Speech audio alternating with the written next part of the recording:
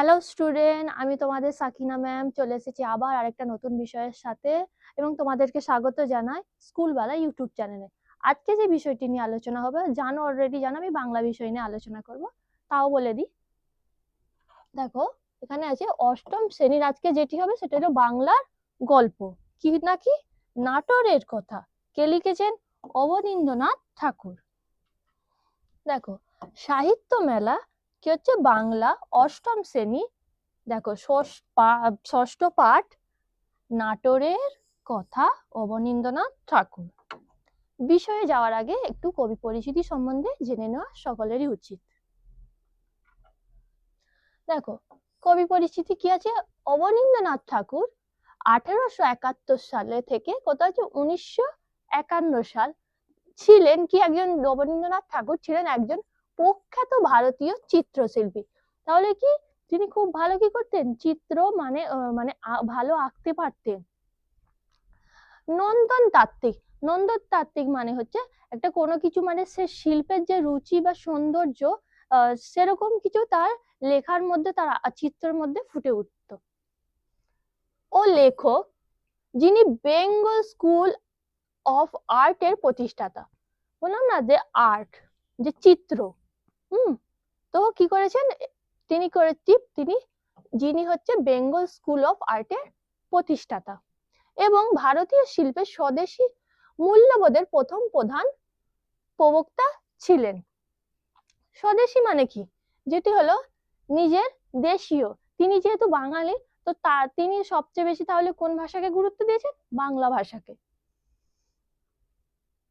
তিনি ছিলেন রবীন্দ্রনাথ ঠাকুরের ভাইপো এবং জোড়াসাঁকো ঠাকুর পরিবারের সদস্য, যিনি কুটুম কাটাম নামক এক নতুন ধরনের চিত্রকলার শৈলীর উদ্ভাবক ছিলেন। জন্ম দেখো, আগেই সালটা বলেছি, এখানে কি আছে? 7ই আগস্ট, যেখানে আমার কি হচ্ছে তারিখটাও দেওয়া হয়েছে 1871 সালে কলকাতার কোথায়? জোড়াসাঁকো ঠাকুর বাড়িতে।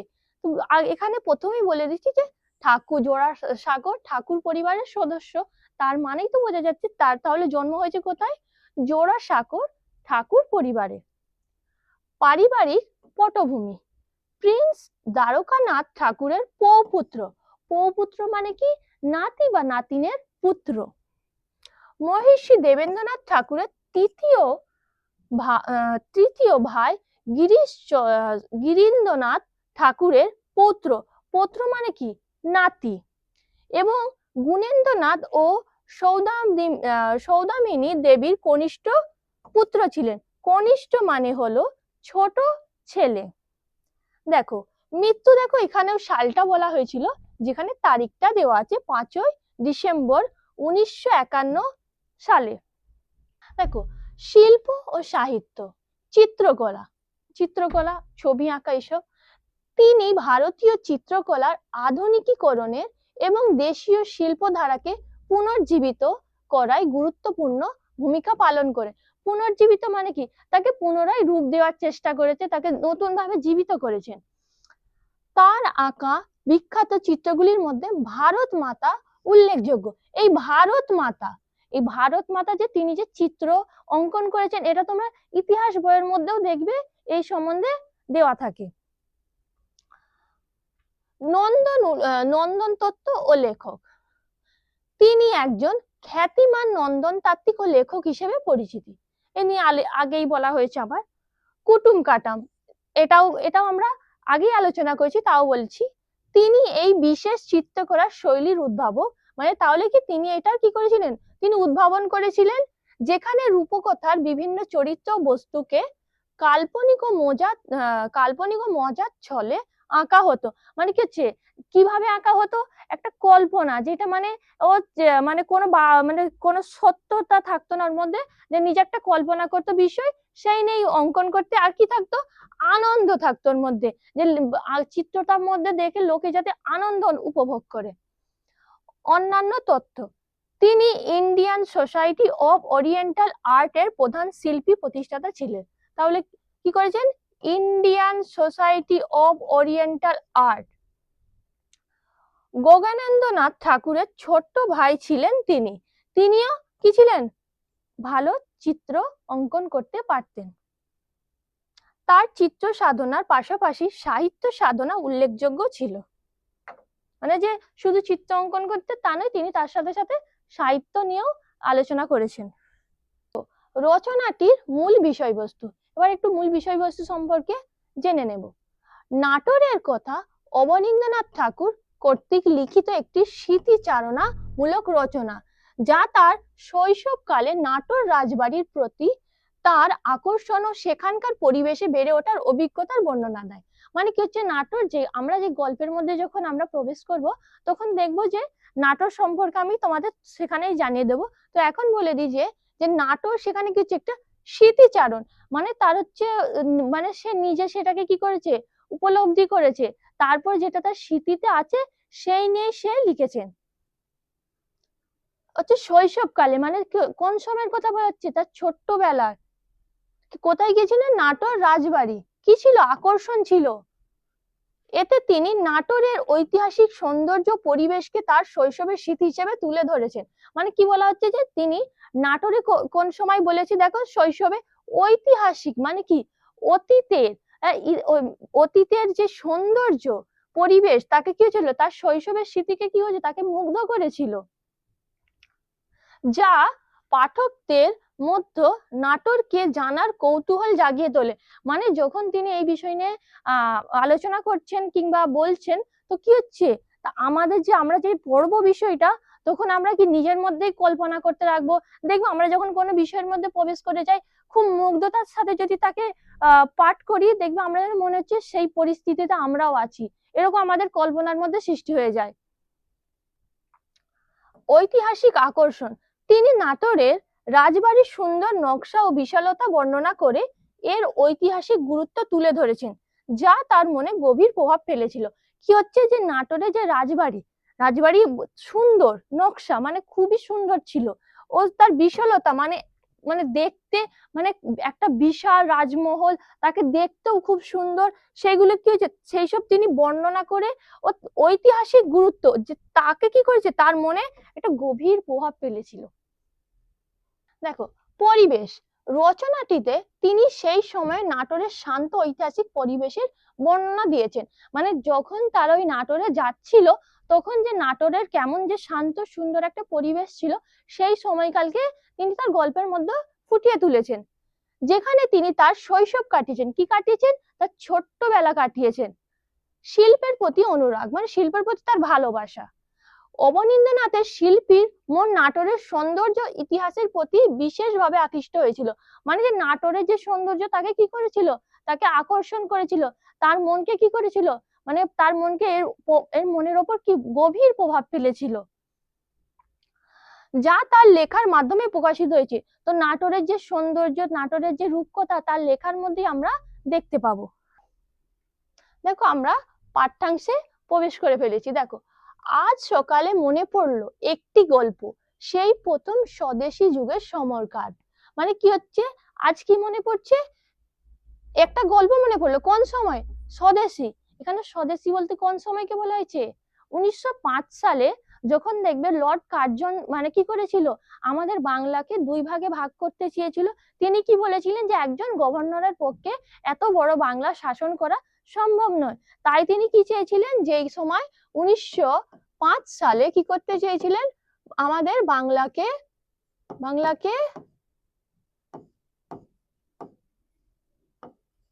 ভাগ করতে। তাহলে কি করতে চেয়েছেন? তারিখটা হচ্ছে 16ই অক্টোবর। তো কি হচ্ছে আমাদের মানে কি বলেছিল, যে যেটা যে বঙ্গভঙ্গ আইন নামে আন্দোলন নামে পরিচিত। তো কি করেছিল, যে এখানে তার ভাগ করার কারণটা কি ছিল, যে তার শাসন করতে অসুবিধা হচ্ছে তা না, তার হচ্ছে এই যে হিন্দু মুসলমান এক হয়ে যে ইংরেজদের বিরোধিতা করছিল, যাতে তাকে রুখে দাঁড়াতে পারে, ওই জন্য তিনি চেয়েছিলেন যে বাংলাকে ভাগ করবে।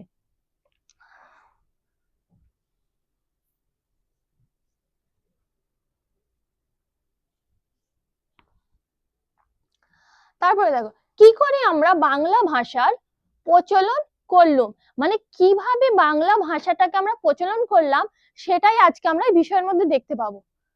ভূমিকম্পের বছর সেটা। ভূমিকম্প বলতে দেখো, যেহেতু স্বদেশী যুগ বলেছে, তার মানে নিশ্চয়ই এটা 1905 সালে হয়েছে। তো 1905 সালে তারিখটা ছিল 4 এপ্রিল। হ্যাঁ, 4 এপ্রিল। ওই সময় কি হয়েছিল, একটা তীব্র ভূমিকম্প হয়েছিল, যেটা হয়েছিল হিমাচল প্রদেশ ও ব্রিটিশ ভারতের অন্যান্য জায়গায়। তো কি হচ্ছে সেখানে, সেখানেতে কি হচ্ছে ভূমিকম্প, যে এখানে প্রায় 19,000-এরও বেশি লোকজন মারা গিয়েছিল, এবং এই কম্পনের মাত্রা ছিল রিক্টার স্কেলে যদি পরিমাপ করা যেত 7.9। তো কি হচ্ছে, প্রভিন্সিয়াল কনফারেন্স হবে নাটোরে। কি হবে, প্রভিন্সিয়াল মানে হচ্ছে প্রাদেশিক, আর কনফারেন্স মানে হচ্ছে সম্মেলন। কোথায় হবে, নাটোরে। এবার বলছি এই নাটোরটা আসলে কোথায়। নাটোরটা হলো বর্তমানে বাংলাদেশের উত্তর দিকে, উত্তর অঞ্চলের একটি শহর জেলা। তো এখন আগে কি ছিল, আগে তো আমাদের ভারত ভাগ হয়নি, মানে তখন বাংলাদেশ আর ভারত একই ছিল, ওই জন্য তখনকার সময়ের কথা হচ্ছে, কিন্তু এখন তো এটা পড়ে যাচ্ছে কোথায়, বাংলাদেশে। নাটোরের মহারাজা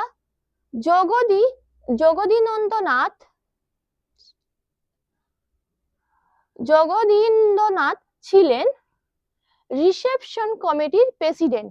আচ্ছা, এখানে একটি মানে আমি নাটোরের যে নাটোর কিভাবে কি এই পড়ার মধ্যে যে রাজবাড়ির সম্বন্ধে জানবো, তো এই লাইনটা তার ব্যাখ্যা করার আগে একটু নাটোর সম্পর্কে আরো কিছু বলে দিই। দেখো, নাটোরে কি হচ্ছে, রানী ভবানী যে ছিলেন, নাটোর রাজবাড়ি ছিল। এই বংশ মানে রাজবংশটা প্রতিষ্ঠিত হয়েছিল অষ্টাদশ শতকে। অষ্টাদশ শতক শুরু হচ্ছে কত থেকে জানো, 1701 থেকে 1800 সাল পর্যন্ত। এই নাটোর রাজবংশের প্রথম রাজা ছিলেন রাজা রামজীবন। রাজা রামজীবনের দত্তক পুত্র ছিলেন রামকান্ত। তারপরে কি হচ্ছে, 1730 সালে এই তার দত্তক পুত্র রামকান্তের সাথে রানী ভবানীর কি হচ্ছে বিবাহ দিয়ে দিলেন। তিনি যখন বিবাহ দিলেন, তারপরে যখন রাজা রামজীবনের মৃত্যু হলো, তখন রামকান্তই তার শাসনভারটা গ্রহণ করলেন। কিন্তু 1748 সালে যখন রামকান্তর মৃত্যু হলো, তখন তার যে জমিদারি ছিল, তখন সেটা আলীবর্দী খান রানী ভবানীর হাতে তুলে দিলেন, তাকে পরিচালনার দায়িত্ব দিলেন। সেই সময় রানী ভবানীর কাছে মোটামুটি প্রায় বাংলাদেশের অর্ধেকেরও বেশি সম্পত্তি তার অধীনেই ছিল। তারপরে দেখো, যে নাটোরের মহারাজা জগদীন্দ্রনাথ কি ছিলেন কি রিসেপশন কমিটির প্রেসিডেন্ট। মানে কি হচ্ছে, যে একটা যে কমিটি, মানে অভ্যর্থনা কমিটি বা সভা হবে, তিনি ছিলেন প্রেসিডেন্ট। তার সময়কাল কত, এই যে 1868 থেকে 1926, মানে তিনি যে রাজত্ব করেছিলেন এত সাল পর্যন্ত। আমরা তাকে শুধু নাটোর বলেই সম্ভাষণ করতাম।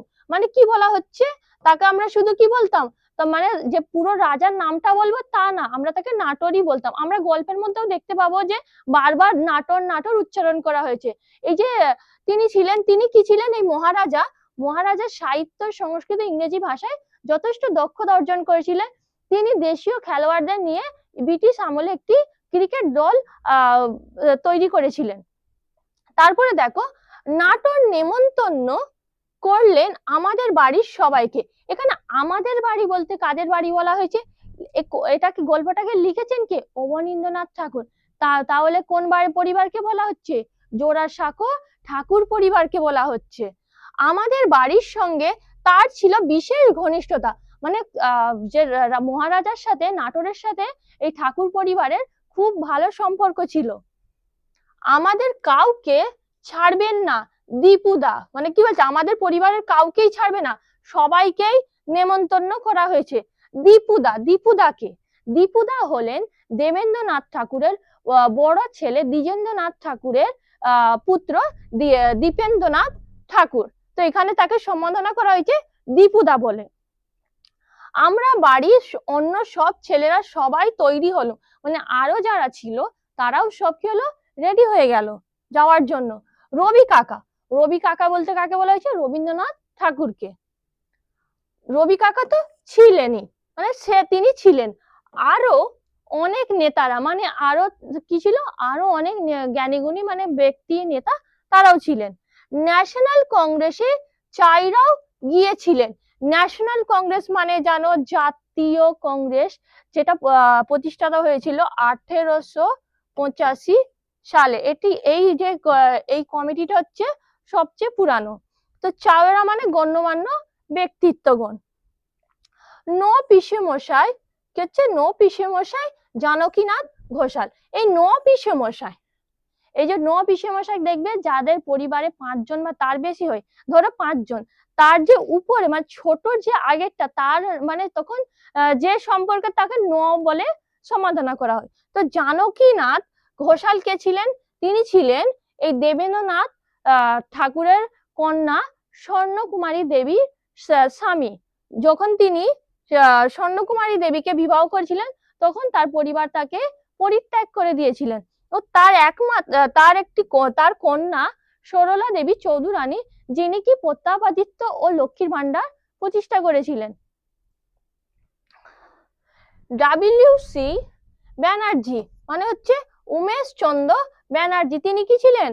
ন্যাশনাল কংগ্রেসের একজন সদস্য, তিনি একজন ব্যারিস্টারও ছিলেন। মেজো জ্যাঠামশাই, এখানে মেজো জ্যাঠামশাই বলতে কাকে বলা হয়েছে? এখানে সত্যেন্দ্রনাথ ঠাকুরকে। তিনি প্রথম সিভিল সার্ভিস পরীক্ষায় উত্তীর্ণ হয়েছিলেন। এমনি এগুলো আমাদের যে পরীক্ষা হয় দেখবে সেই সবেতেও এই প্রশ্ন আসতে পারে। লালমোহন ঘোষ, তিনিও কি ছিলেন? তিনিও ছিলেন একজন ব্যারিস্টার। প্রকাণ্ড বক্তা ছিলেন, মানে কিছু খুব ভালো বক্তৃতা দিতে পারতেন, বড় ভালো লোক ছিলেন। আর কি সুন্দর বলতে পারতেন, মানে খুব ভালো ব্যক্তিও ছিলেন, তার সাথে সাথে খুব ভালো বলতেও পারতেন। কিন্তু ঝোঁক ওই ইংরেজিতে কি হচ্ছে, কিন্তু কি কোন ভাষায় বলতো? যে বক্তৃতাগুলো দিতেন সেগুলো সমস্তগুলো ইংরেজিতেই দিতেন। এখানে বলছে সুরেন্দ্র বাড়ুজ্যে, এখানে সুরেন্দ্র বলতে সুরেন্দ্রনাথ বন্দ্যোপাধ্যায়কে বলা হচ্ছে। তিনি কি প্রতিষ্ঠা করেছেন? 1876 সালে ভারত সভা। আরো অনেকে ছিলেন, সবার নাম কি মনে আসছে না এখন, মানে কি আরো অনেকজন ছিল। দেখো আমরাই কতগুলো নাম এখানে জেনে গেলাম, আর তার মানে ভাবো আরো কতজন ছিল যেগুলো কি অবনীন্দ্রনাথ ঠাকুর মনে করতে পারছেন না। তৈরি তো হলুম সবাই যাওয়ার জন্য, মানে কি হচ্ছে সবাই যারা যারা যাবে ওই যে নাটোরের রাজবাড়িতে, তো তারা সবাই তৈরি হয়ে গেল। ভাবছি যাওয়া আসা হাঙ্গাম বড়, মানে একটা যখন দেখবে কেউ যদি বেড়াতে যায় একটা বাড়িতে কতটা হই হই মানে আনন্দ থাকে, তো সেটাও এখানে ছিল। নাটোর বললে, নাটোর মানে বলে দিয়েছি মহারাজার কথা বলা হচ্ছে এখানে, তাকে নাটোর বলে, তারা কি হচ্ছে, তারা নাটোর বলেই তাকে এই গল্পের মধ্যে বরাঙ্গন নাটোর নাটোর বলেই তাকে সম্বোধনা করবেন। কিছু ভাবতে হবে না দাদা, কি বলছে কিছু ভাবতে হবে, কি বলছে দেখো কিছু ভাবতে হবে না দাদা, কি বলছে কিছু ভাবতে হবে না, ব্যবস্থা হয়ে গেল, এখান থেকে স্পেশাল ট্রেন ছাড়বে আমাদের জন্য। কি বলছে যে নাটোর, তিনি বলছেন যে কিচ্ছু ভাবতে হবে না, এখানে তোমাদের জন্য কি করা হয়েছে, স্পেশাল ট্রেনের ব্যবস্থা করা হয়েছে। রওনা হলুম সবাই মিলে হই হই করতে করতে, মানে যখন দেখবে যখন বেড়াতে যাওয়ার জন্য কোনো বাড়ি থেকে কেউ বের হয় কি হয়, খুব আনন্দের সাথে হই হই করতে আনন্দ করতে চেল্লামিল্লি করতে করতে যায়, তো তারাও যাচ্ছিল। চোগা চাপকান পরেই তৈরি হলো। চোগা চাপকান হচ্ছে দেখবে এখান যে একটা ঢিলে টাইপ পোশাক যে এত হাঁটু পর্যন্ত হয়, তো এখানে তারা সেগুলো কি করলো, পরিধান করলেন সেই জাতীয় বস্ত্র। তখন বাইরে ধুতি পরে চলাফেরা অভ্যাস হয়নি, মানে কি তখন তাদের যে ধুতি পরে তারা চলাফেরা করবে সেটা তাদের তখন প্র্যাকটিস ছিল না। ধুতি পাঞ্জাবি সঙ্গে নিয়েছি, মানে কি তারা যাবে তাকে সঙ্গে নিয়ে নিয়েছে ধুতি পাঞ্জাবি। নাটোর পৌঁছেই ওইসব খুলে ধুতি পরবে। যখন তারা নাটোরে পৌঁছাবে, তো তারা কোথা থেকে যাচ্ছে, জোড়াসাঁকো থেকে, তো কোথায় যাচ্ছে, নাটোরে, তো সেখানে গিয়ে তারা ধুতি এগুলো পরিধান করবে। আমরা যুবকরা ছিলুম একদল, এখানে যুবক মানে এই যারা ছোকরা টাইপ হয় কম বয়সী হয়, তো তাদের কথা বলা হচ্ছে। মহা ফুর্তিতে টেনে চড়েছি, দেখবে একটা কম বয়সীরা যেটা কোথাও গেলে যে আনন্দটা করে সেটা একটু বয়স হয়ে গেলে সেই আনন্দটা তারা করতে পারে না, তো তারা একটু ফুর্তিতেই ছিল, আনন্দেতেই ছিল। নাটোরের ব্যবস্থা রাস্তায় খাওয়া দাওয়ার কি আয়োজন কি বলছে যে যে নাটোরের ব্যবস্থা, যে রাস্তায় কি খাওয়া দাওয়া হবে তার কি ব্যবস্থা করা হয়েছে, একটা কিছুটা ভাবতেই হচ্ছে না, মানে কিচ্ছু ভাবতে হচ্ছে না। কেন? স্টেশনে স্টেশনে খোঁজ খবর নেওয়া, তদারক করা, কিছুই বাদ যাচ্ছে না।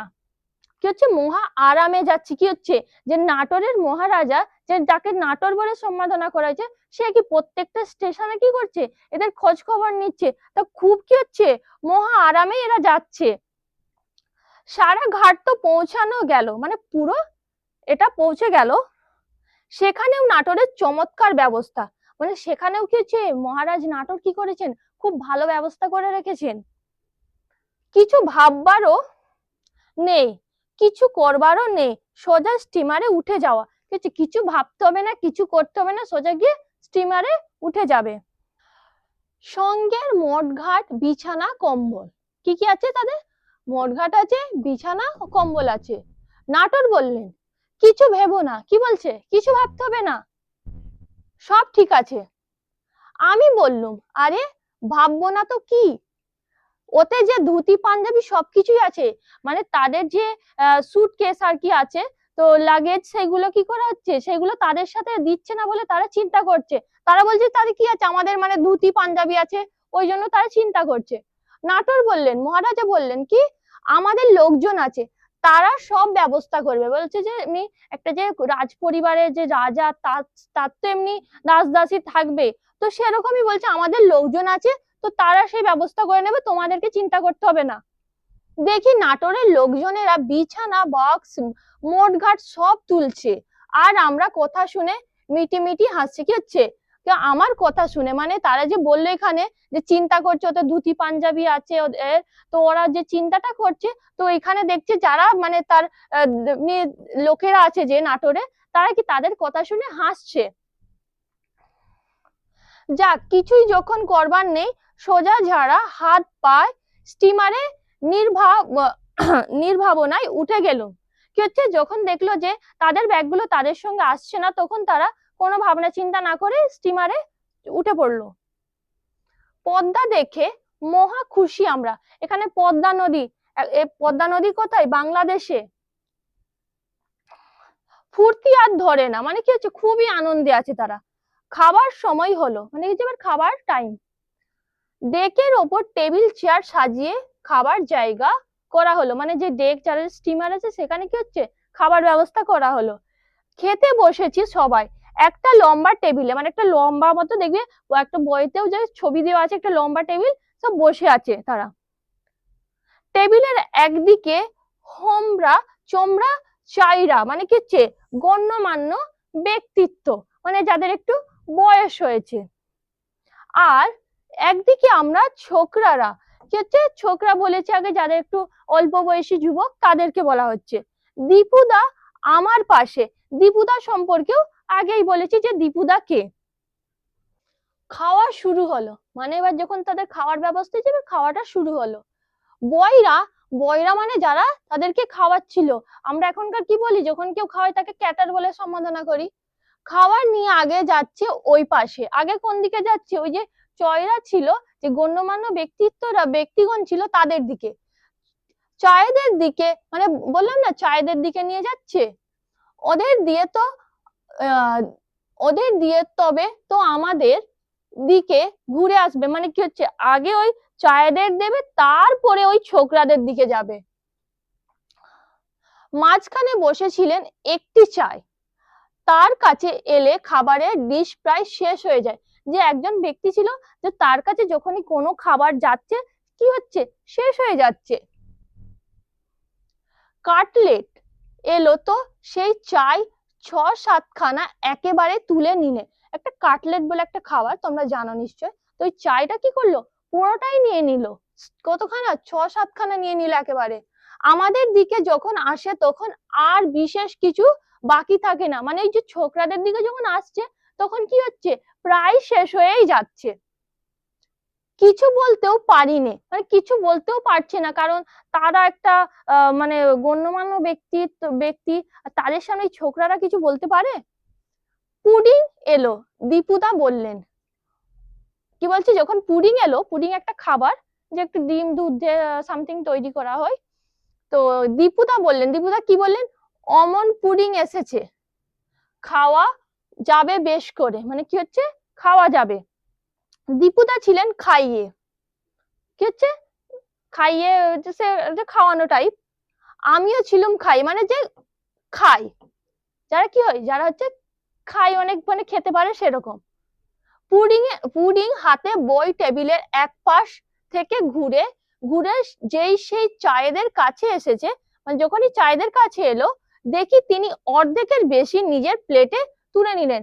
তো কি হচ্ছে, তো আবার দেখো যে যেই পুডিং যেই খাবারটা, সেটাও আবার চায়েরা কি করলো, অর্ধেকের বেশি নিজেদের প্লেটে নিয়ে নিল। ওমা দীপুদা, আর আমি মুখ চাওয়া চাই করতে লাগলুম। কি হচ্ছে, আমি বলতে দেখো এখানে কি হচ্ছে, কে বলছে, অবনীন্দ্রনাথ ঠাকুর, আর দীপুদা বলছে বলেছি দীপেন্দ্রনাথ ঠাকুর। তো তারা কি করছে, একে অপরকে কি করছে দেখছে। কোনো কিছু ঘটনা হলে দেখবে যখন দুজনে এক টাইপেরই হয়, তারা কি করে, কিছু ঘটলে ওর একবার এর দিকে দেখে, সে একবার এর দিকে দেখে। তো এমন টাইপেরই এখানে ঘটেছে। দীপুদা বললেন, হলো আমাদের আর পুডিং খাওয়া। বললো দেখো, আর পুডিং আসবে না এদিকে, কি খাবো আমরা। সত্যি বাপু, অমন জাইগ্যান্টিক খাওয়া আমরা কেউ কখনো দেখিনি। এখানে জাইগ্যান্টিক মানে কি, দৈত্য, আমরা দেখবো ইংলিশে কি জায়েন্ট বলি, তো এখানে তাই বলছে, মানে জায়েন্টের মতো, জায়েন্ট অনেক খেতে পারে, তো সেরকম এরকম অত খাওয়া আমরা কখনো দেখিনি। ওই রকম খেয়ে খেয়ে শরীরখানা ঠিক রেখেছিলেন ভদ্রলোক, মানে ও তো খাচ্ছে, তাতে কি করছে, শরীরটা তিনি মেনটেন করেছেন। বেশ শরীরটা ছিল তার, বলতেই হবে, মানে শরীরটা খুব সুন্দর ছিল, সেটাও মানতে হবে তাদেরকে। দীপুদা শেষটাই বয়কে টিপে দিলেন, মানে বয়কে কি হলো, ইঙ্গিত দিল, কি বলছে, খাবারটা আগে যেন আমাদের দিকেই আনে। কি বলছে, এবার যখন যে খাবারটা আনবে, আগে ওই চায়েদের দিকে না গিয়ে যেন ওই ছোকরাদের দিকে আনা হয়, সেটাই বলছে। তারপর থেকে দেখতুম দুটো করে ডিশে খাবার আসতো, মানে একটা চায়েদের জন্য, একটা ওই যুবকদের জন্য। একটা বই ওদিকে খাবার দিতে থাকতো, আর একটা এদিকে। বললাম না এক্ষুনি যে একজন এদিকে দিচ্ছে, একজন ওইদিকে দিচ্ছে। চোখে দেখে না খেতে পারার জন্য আর আফসোস করতে হয়নি আমাদের, মানে যে এবার যখন দুজন দিচ্ছে, ওর জন্য কি হচ্ছে, তাদেরকে আর কোনো আফসোস করতে হয়নি। নাটোর তো পৌঁছানো গেল, মানে এবার কি হলো, তারা নাটোরে পৌঁছালো। এলাহি ব্যাপার সব, মানে এলাই মানে কি, একদম বলে না, একদম রাজাদের মতো, মানে যেটাকে আমরা বলি না, তা খুব ভালো ব্যাপার, মানে রাজাদের মতো আছে, ওই জন্য বলছে যে এলাহি ব্যাপার। কি সুন্দর সাজিয়েছে বাড়ি, বৈঠকখানা, মানে মানে এত দারুণ রাজপ্রাসাদ, মানে এটাকে সাজিয়েছে, তো মানে যেখানে বসা হয় সেটাকেও খুব সুন্দরভাবে সাজিয়েছে। ঝাড় লণ্ঠন, মানে ঝাড় লণ্ঠন, তাকিয়া, ঝাড় লণ্ঠন মানে যেগুলো একটা মানে যেখানে অনেকগুলো মানে বাতি থাকে, তাকেই বলা হয় ঝাড় লণ্ঠন। তাকিয়া মানে সোফা টাইপ, ভালো ভালো দামি ফুলদানি, যে ফুল এসে টপ থাকে না, একটা রাজপ্রাসাদ মানে কি, ভালো ভালোই তো থাকবে সেখানে। কার্পেট, সে সবের তুলনাই নেই, যেন ইন্দ্রপুরী, মানে যে ইন্দ্রজিতের যে রাজপ্রাসাদ, তো তার সঙ্গে এখানে তুলনা করা হচ্ছে। কি আন্তরিক, আদর যত্ন, কি সমারোহ, কি তার সব ব্যবস্থা, মানে এত যত্ন করছে, এত আপ্যায়ন করছে, মানে কি একদম এলাহি ব্যাপার যেন। একেই বলে রাজ সমাদর, মানে একে কি বলছে, যেন তাদেরকে যেন নিজেদেরকেই মনে হচ্ছে, যেন তারা নিজেরাই যেন রাজবংশের, এত তাদেরকে যত্ন করা হচ্ছে। সবকিছুই তৈরি হাতের কাছে, মানে কি হচ্ছে, তাদেরকে কিছুর জন্যই অপেক্ষা করতে হচ্ছে না, সবকিছুই যেন, বলে তাদেরকে যদি চা খাওয়ার ইচ্ছে যায় হাতের কাছে, তাদেরকে যদি যাই চাই তারা হাতের কাছেই যেন পেয়ে যাচ্ছে। চাকর বাকরকে সব শিখিয়ে পড়িয়ে ঠিক করে রাখা হয়েছিল, মানে রাজপ্রাসাদ, একজন মহারাজা, তো তার তো চাকর থাকবে, তো তাদেরকে সবটা বলা হয়েছিল যে যে যা চাইবে তাকে সেটা দেবে। না চাইতেই সব জিনিস কাছে এনে দেয়, মানে কোনো জিনিস মনে করে যদি সকাল সকাল কেউ চা খাওয়া হয়, তার সেটাও যেন তার পাশেই না বলার আগেই চলে আসছে। ধুতি চাদরও দেখি আমাদের জন্য পাট করা সব তৈরি, কি হচ্ছে, সব ধুতি চাদরও কি হচ্ছে, সবকিছু তাদের জন্য কি হয়েছে, অলরেডি আগে থেকেই রেডি করে রাখা হয়েছে। বাক্স আর খুলতেই হলো না, তারা যে লাগেজ গুলো নিয়ে এসেছিল তাদেরকে সেগুলো আর খুলতেই হচ্ছে না। তখন বুঝলুম মোট ঘাটের জন্য আমাদের ব্যগ্রতা দেখে ওখানকার লোকগুলো কেন হেসেছিল। এবার তখন তারা বুঝতে পারলো সেই সিচুয়েশনটা, যে কেন তারা আমাদের কথায় মিটিমিটি করে হাসছিল, কারণ ওর দেখো আগে থেকেই তো এখানে ব্যবস্থা করে রাখা হয়েছে। নাটোর বললেন, মহারাজা বললেন, কোথায় স্নান করবেন? অবন্দা, অবন্দা মানে কি? অবনীন্দ্রনাথ ঠাকুর, তাকে জিজ্ঞাসা করা হচ্ছে কোথায় স্নান করবেন? পুকুরে? আমি বললুম, না দাদা। অবনীন্দ্রনাথ ঠিক ঠাকুর কি বলছেন? না, কি বলছে? না দাদা, পুকুরে স্নান করবে না। সাঁতারটা তার জানি নে, মানে সে সাঁতার জানে না, শেষটায় ডুবে মরবো। মানে কি বলছো? যদি সাঁতার তিনি যেহেতু জানেন না, তাহলে পুকুরে যদি তিনি স্নান করতে যান তাহলে ডুবে মরবে। তার উপর যে ঠান্ডা জল, আমি ঘরেই চান করব। মানে কি বলছে? তার উপর কি পুকুরে তো একটু সাঁতার জানে না, তার উপর জলটাও কি খুব ঠান্ডা, তার জন্য কি বলছে আমি ঘরেই স্নান করব। চান টান সেরে ধুতি পাঞ্জাবি পরে বেশ ঘোরাঘুরি করতে লাগলো। তারপর স্নান করে কি করলো? রেডি হয়ে সেদিকে সেদিক ঘুরছিলেন। আমরা ছোকরার দল, মানে এই যুবকের দল, আমাদের তেমন কোনো কাজকর্ম ছিল না। একটা যারা যুবক তারা কি করবে, তাদের কোনো কাজকর্ম ছিল না, এদিক সেদিক তারা যেমন নিজেদের মতোই ছিল। রবি কাকাদের কথা আলাদা, মানে রবি কাকা মানে রবীন্দ্রনাথ ঠাকুর, ওনাদের কথা আলাদা। খাওয়া দাওয়া ধুমধাম, গল্প গুজব, রবি কাকা ছিলেন, গান বাজনাও জমতো খুব। মানে কি হচ্ছে, খুব ভালো খাওয়া দাওয়া হলো, তার সাথে গান বাজনা। গান বাজনা কি হচ্ছে, রবি কাকা মানে রবীন্দ্রনাথ ঠাকুর ছিলেন, তো গান বাজনাটাও খুব ভালোই হতো। নাটোরও ছিলেন, মহারাজাও ছিলেন গান বাজনার বিশেষ উৎসাহী, মানে তিনিও গান বাজনা খুব ভালোবাসতেন। তিনি ছিলেন রিসেপশন কমিটির প্রেসিডেন্ট। আগেই বলেছি অভ্যর্থনা যে সভা ছিলেন তার প্রেসিডেন্ট ছিলেন তিনি। কাজেই তিনি সব ক্যাম্পে ঘুরে ঘুরে খবরাখবর করতেন। মানে যে ক্যাম্পে মানে যেত, এদিক সেদিক গিয়ে কি করতো, খবরাখবর, মানে সেখানে কি চলছে সেগুলো তিনি জেনে আসতেন। মজার কিছু ঘটনা থাকলে আমাদের ক্যাম্পে এসে খবরটাও দিয়ে যেতেন। মানে কিছু যদি আনন্দ ঠাট্টা টাইপ বিষয় হতো, তিনি আবার শোনাতেন এনাদেরকে। খুব জমেছিল আমাদের, মানে খুব মজা হয়েছিল। মানে একটা জায়গা দেখবে যখন সেটিং হয়ে যায়, তখন আমাদেরকে যতদিনই থাকতে বলা হোক না কেন, আমরা ঠিক থাকতে পারবো। রাজ সুখে আছি, মানে একদম সেই রাজাদের মতো যেন সে সুখে আছে, বলছে যে রাজ সুখে আছি। ভোরবেলা বিছানায় শুয়ে তখনও চোখ খুলিনি, চাকর এসে হাতে গড়গড়ার নল গুজে দিলে। মানে কি হচ্ছে, ভোরের বেলা, মানে তখন বিছানা থেকেও ওঠেনি, চোখও খোলেনি, তার আগে কি হচ্ছে, যে চাকর ছিল তারা এসে গড়গড়া, মানে কি যে হুকা টানা হতো, সেগুলো হাতে এসে দিয়ে চলে যাচ্ছে। কে কখনো তামাক খায়, কি করছে, কেউ কেউ তামাক খাচ্ছে। কে দুপুরে এক বোতল সোডা, মানে কেউ কেউ কি করছে, সোডা খাচ্ছে। কে বিকেলে একটু ডাবের জল, সবকিছু নিখুঁত ভাবে জেনে নিয়েছিল, কোথাও বিন্দু মাত্র ত্রুটি হওয়ার তো নেই। মানে কি হচ্ছে, কে কি খাবে, চাকররা কি করেছে, মানে তিনি নাটোর যে মহারাজা, তিনি কি সবকিছু জেনে নিয়েছিলেন কে কি খাবে। তাই এখানে বলেছে যে যার যেটা ইচ্ছুক সেটা তাকে দিয়ে দেওয়া হয়েছে। খাওয়া দাওয়ার তো কথাই নেই, মানে কি বলছে, খাওয়া মানে খুবই সুন্দর খাওয়া দাওয়া হয়েছে, যেখানে ভিতর থেকে রানীমা নিজের হাতে পিঠে পায়েস করে পাঠাচ্ছেন। রানীমা কি করছে, সে নিজের হাতে এসব পিঠে এসব হয় না, সেগুলো পায়েস মানে সব যেগুলো তৈরি করে পাঠাচ্ছেন। তার উপরে নাটোরের ব্যবস্থায় মাছ মাংস ডিম কিছুই বাদ যায়নি। মানে কি হচ্ছে, খাবারের জন্য দেখো মাছ মাংস আবার ডিম সবকিছুরই ব্যবস্থা আছে। হালুইকর বসে গেছে বাড়িতেই, মানে যারা সব মিষ্টি তৈরি করে তারা বাড়িতেই বসে গেছে, নানা রকমের মিষ্টি করে দিচ্ছে এবেলা ও বেলা। মানে কি করছে, যে তারা মানে যে ডাইরেক্ট মানে মিষ্টি যে তৈরি করে তাকে বাড়িতে নিয়ে চলে এসেছেন, সে কি করছে, মানে এবেলাও তার মিষ্টি তৈরি করে দিচ্ছেন, ও বেলাও গিয়ে মিষ্টি তৈরি করে দিচ্ছেন। আমি ঘুরে ঘুরে নাটোরের গ্রাম দেখতে লাগলুম, কোথায় কি পুরানো বাড়ি ঘর মন্দির। মানে কি করছেন, যে আমি বলতে এখানে অবনীন্দ্রনাথ ঠাকুরকে বোঝানো হয়েছে।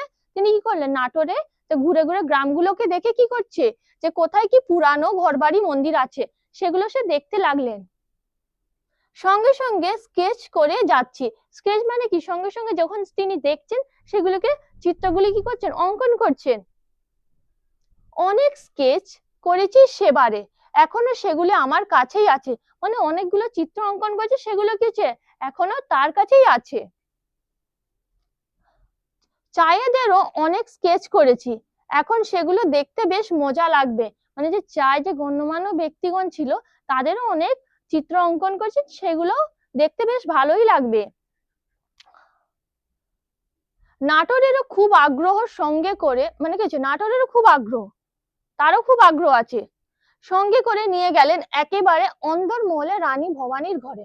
কোথায় নিয়ে গেলেন, রানী ভবানী তার মহলে নিয়ে গেলেন।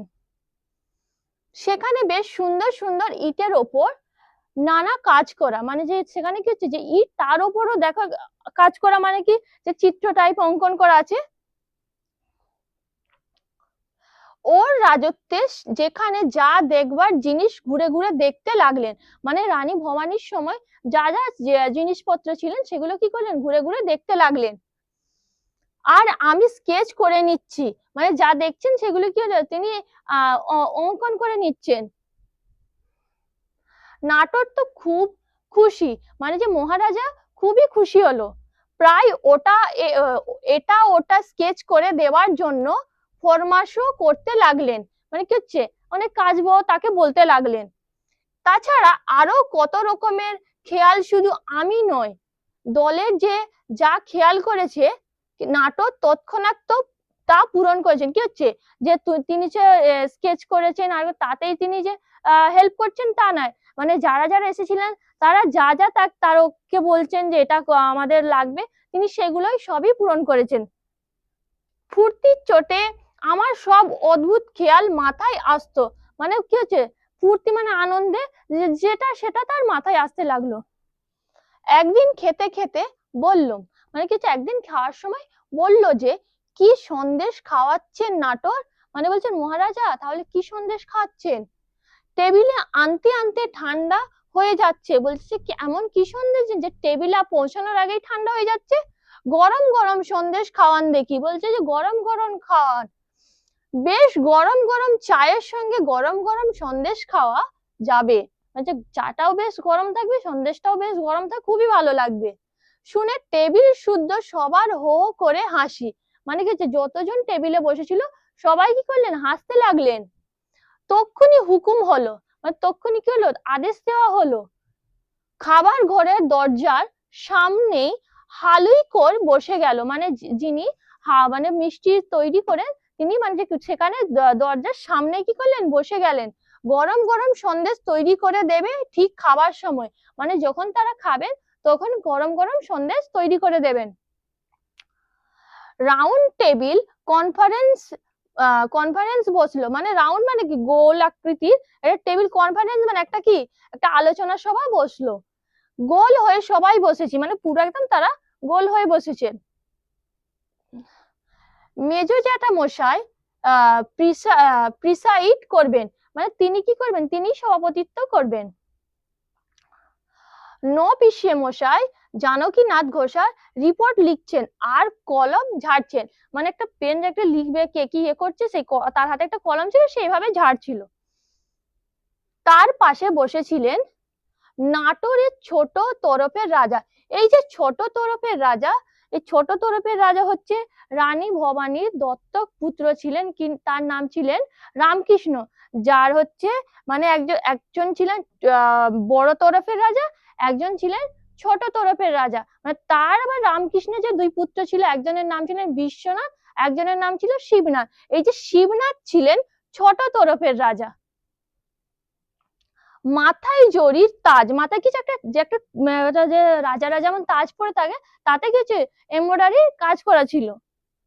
ঢাকাই মসলিনের চাপখান পরে পিসে মশাই কালি ছিটিয়ে ছিটিয়ে তার সেই সাজ কালো বুটি দাঁড় করে দিলেন। মানে পিসে মশাই তো লিখছিলেন, তিনি আগেকার দিনে যে নিপ টাইপের যে কালিকে ডুবিয়ে এলে লিখতো, তো কি করছেন, যে এইভাবে পেন্টে যত ঝাড়ছে, যে তার পাশে যে বসেছিলেন যে ছোট তরফের রাজা, তার যে পোশাকটা পরিধান করেছে তাতে সব ছিটে ছিটে মানে বুটি আকারে পড়েছিল।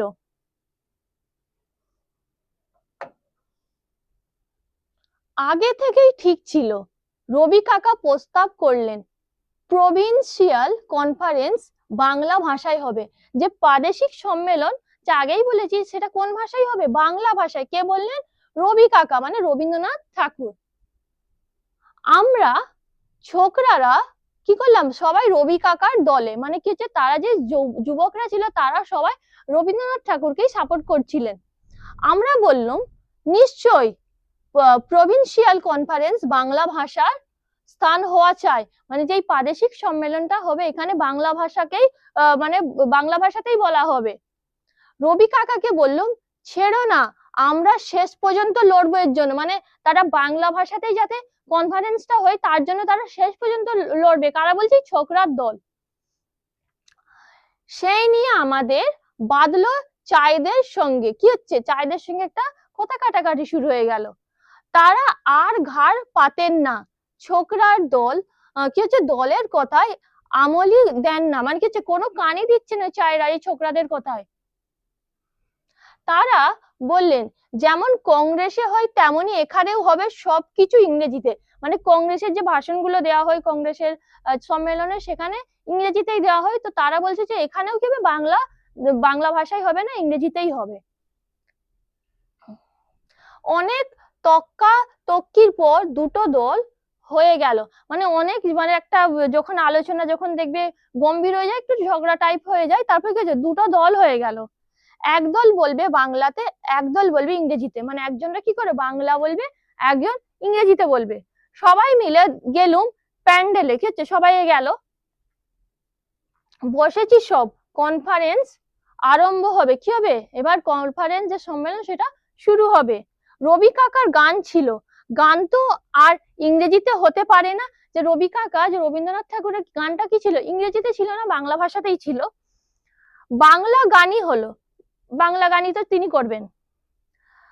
সোনার বাংলা গানটা বোধহয় সেই সময় গাওয়া হয়েছিল, রবি কাকাকে জিজ্ঞেস করে জেনে নিও। মানে কি বলছে, সোনার বাংলা, এই সোনার বাংলা কি বাংলাদেশের জাতীয় সঙ্গীত, তো এটা তখন গাওয়া হয়েছিল। এখন প্রেসিডেন্ট উঠেছেন স্পিচ দিতে। কি হচ্ছে যে প্রেসিডেন্ট, প্রেসিডেন্ট মানে জানো মহারাজা।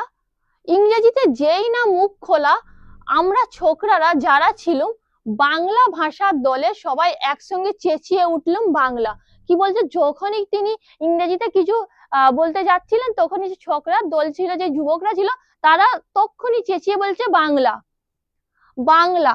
দেখো তারা বাংলাই বলে যাচ্ছে। মুখ আর খুলতেই দিই না কাউকে। কি বলছে, মুখ আর কাউকেই খুলতে দিচ্ছে না, তারা ছোকরারা কি বাংলা বাংলা করে চেঁচাচ্ছে। ইংরেজিতে কথা আরম্ভ করলেই আমরা চেঁচাতে থাকি বাংলা বাংলা। যে ইংরেজি বলতে চেষ্টা করছে তারা তখনই বাংলা বলছে। মহা মুশকিল, কেউ আর কিছু বলতে পারেন না। মানে কি হচ্ছে একটা তারা একটা যে চেঁচামেচি গর্জনের মধ্যে তারা ইংরেজিতে কোনো বক্তৃতাই দিতে পারছেন না। তবু ওই চেঁচামেচির মধ্যে দু একটা কথা বলতে চেষ্টা করেছিলেন। লালমোহন ঘোষ ছিলেন ঘোরতর ইংরেজি দুরস্ত, মানে তিনি কি ছিলেন, ইংরেজিতে খুব ভালো বক্তৃতা দিতে পারতেন। তার মতো ইংরেজিতে কেউ বলতে পারতো না। তিনি যেভাবে ইংরেজি বক্তৃতা দিতেন তার মতো অত ভালো কেউ দিতে পারতো না। তিনি ছিলেন পার্লামেন্টারি বক্তা, মানে তিনি পার্লামেন্টে কি করতো, বক্তৃতা দিতেন। তিনি শেষটায় উঠে বাংলায় করলেন বক্তৃতা, মানে শেষটা উঠে কি করলেন, বাংলাতেই বক্তৃতা দিলেন।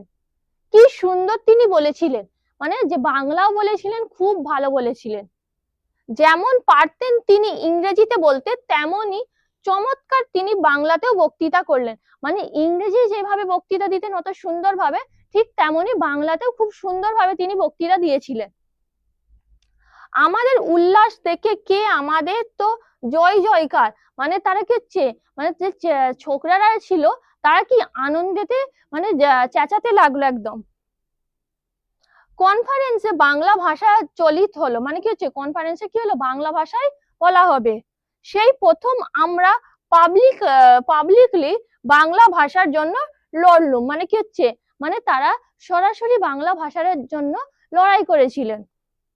যাক আমাদের তো জিত হলো, মানে এই যে ছোকরার দল ছিল তাদেরই জিত হলো। এবারে প্যান্ডেলের বাইরে এসে একটু চা খাওয়া যাক, মানে এবার কি হবে, একটু চা খাওয়া যাক, এই যে একটা ভালো তারা জিত হয়েছে তাদের বাংলা ভাষার, এবার একটু সবাই কি করবে, বিরতি নিয়ে একটু চা খাবেন। বাড়িতে গিয়ে চা খাওয়ার কথা, মানে কি হচ্ছে, বাড়িতে গিয়েই চা খাওয়া হবে। তবে ওখানেও চায়ের ব্যবস্থা কিছু ছিল, মানে ওই ওই জায়গাতেও যেখানে যে বা একটা তাদের কনফারেন্সের মানে একটা সভা হচ্ছিল, সেখানেও চায়ের ব্যবস্থা ছিল। নাটোর বললেন, মহারাজা বললেন, কিন্তু গরম গরম সন্দেশ আর চায়ের সঙ্গে খাবার কথা আছে যে। অবন্দা বলছে কি, তিনি বললেন যে চায়ের সাথে তো গরম গরম সন্দেশেরও খাওয়ার কথা আছে। কাকে বলছেন? অবনীন্দ্রনাথ ঠাকুরকে বললেন। আমি বললুম, সে তো হবে। কি বলছেন? সে তো হবেই, এটা হলো উপরই পাওনা, এখানে একটু চা খেয়ে নি তো আগে, বলছে যে তারপরে গিয়ে খাওয়া হবে, এখানে একটু চা খেয়ে নি। এখানকার মতো তখন আমাদের খাও খাও বলতে হতো না, মানে কি বলছে, এখানে আর খাও খাও বলতে হয়নি, তারা কি হচ্ছে, নিজেরাই খেয়ে নিচ্ছে। হাতের কাছে খাবার এলেই তলিয়ে দিতে, মানে কি হচ্ছে, যেই খাবারটা দিচ্ছে তারা খেয়ে নিত, আর বলতে হতো না এটা খাও বলতেই হতো না। তাহলে আমার বিষয়টা এখানেই শেষ হলো। কেমন লাগলো নিশ্চয়ই জানাবেন, এবং আর পরের ভিডিও আবার দেখা হবে। Thank you so much.